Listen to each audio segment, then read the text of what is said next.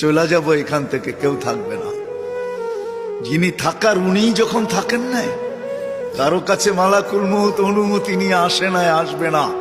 শুধু একজন মুহাম্মদুর রাসূলুল্লাহ সাল্লাল্লাহু আলাইহি ওয়াসাল্লামের কাছে মালাকুল মউত যখন আসছেন, তো আল্লাহ বলছে বন্ধুর কাছে অনুমতি নিয়ে ঢুকবে। অনুমতি দিলে ঢুকবে, নাইলে ফিরে আসবে।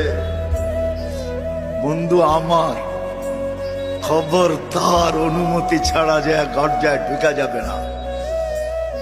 আমাদের কারো কাছে অনুমতি নিয়ে আসবে না, ওনার কাছে অনুমতি নিয়ে গেছেন। তারপরও বলছে শোনো, ঢুকার অনুমতি দিলেই কিন্তু হাত রাইখা দিবা না, আবার অনুমতি নিবা, রাখবা কি রাখবা না। বন্ধু যদি হ্যাঁ বলে তো রাইখো, যদি না বলে তো চলে আইসো। না বন্ধু আমার, কার বন্ধু?